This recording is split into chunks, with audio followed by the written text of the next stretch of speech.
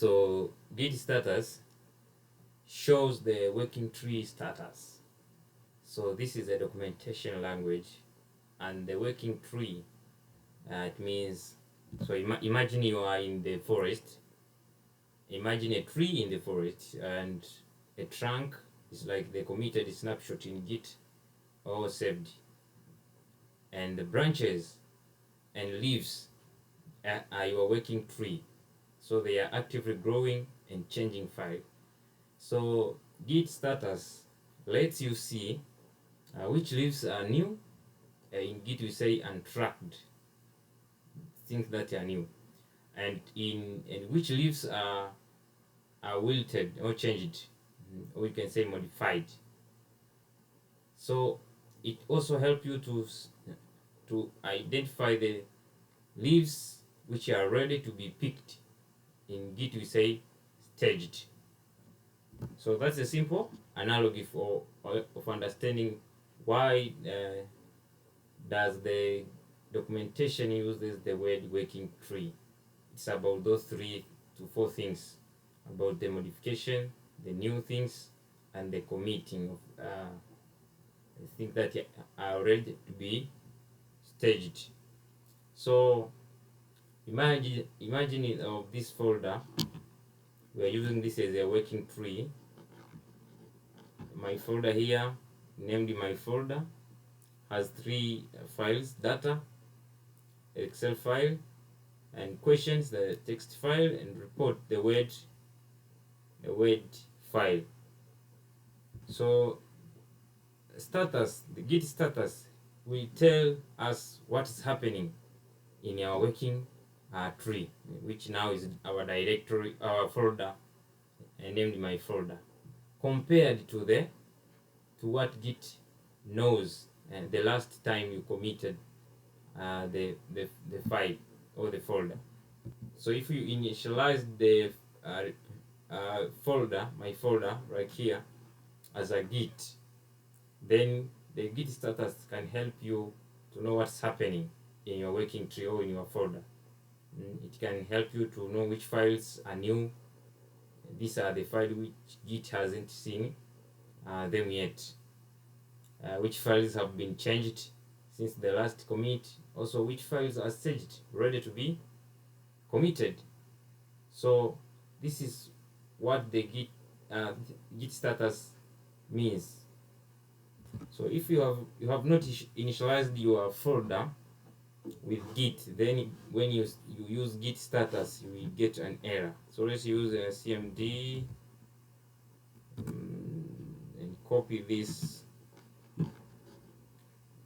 folder path. So in our cmd, let's try to change directory into that folder.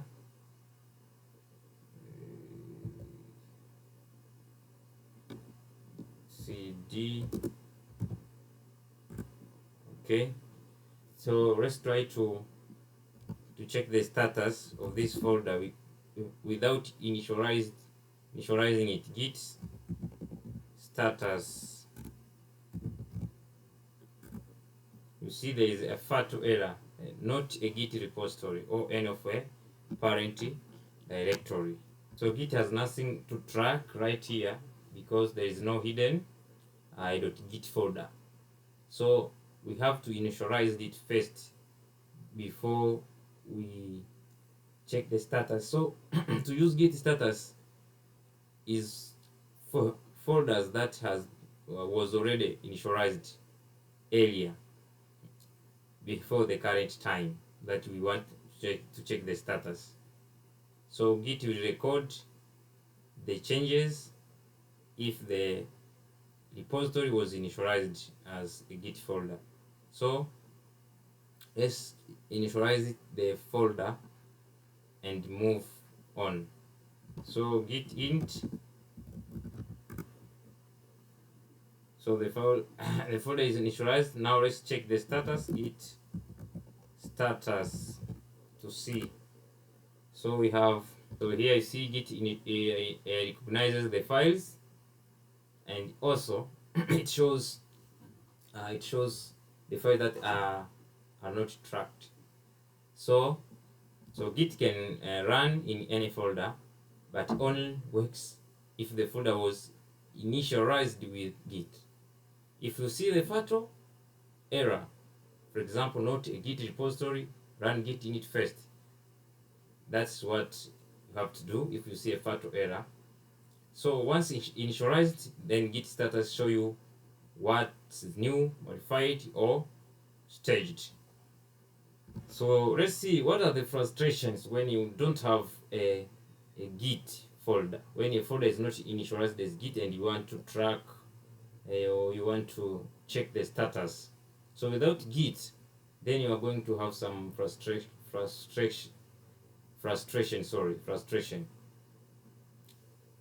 So if you're working this my folder,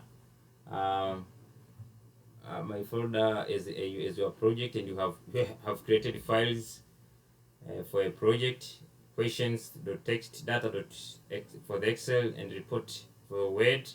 Then then the next day you make edits, but now you wonder. So after some few days or after some time, you wonder, did I change a report, a Word file? Did I or not?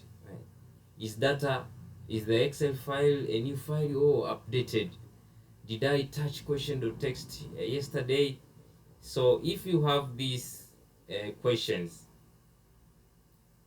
and without Git, the only way to know is by opening each file or creating messy backup folders. For example, you might find yourself creating backup folder like report final real, report final version 3 real, and so on.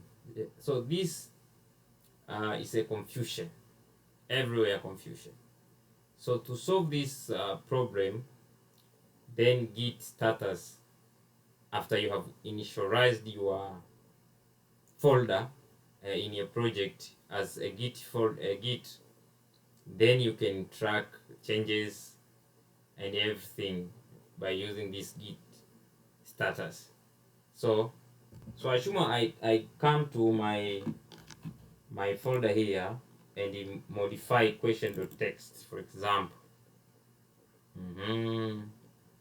For example, I modify this and say 1 plus 1. Let's say this the question for the report. For example, what are the frequencies? What are the frequencies for each category? For example, let's say in healthcare, category for malaria, category for patient, category for sponsorship, and everything. So this is the question that I have modified and saved. If I come to my my CMD here and try to say Git status and run it, for example, say Git status, you see all three. So it say we have not added anything to commit, so Git add all files. So here it will add your files, nothing specified. Let's try to add individually. Okay, yes, so we have committed, we have added the files. Let's check Git status. See, no commits yet. So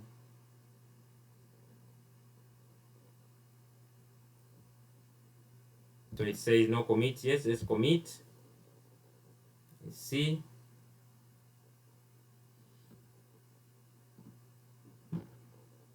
So commit. So you can verify your commit. Git log. Commit this one. Yes. So let's try to edit again the let's put 2 and then save. Let's come and try to git add. It was a text question, say questions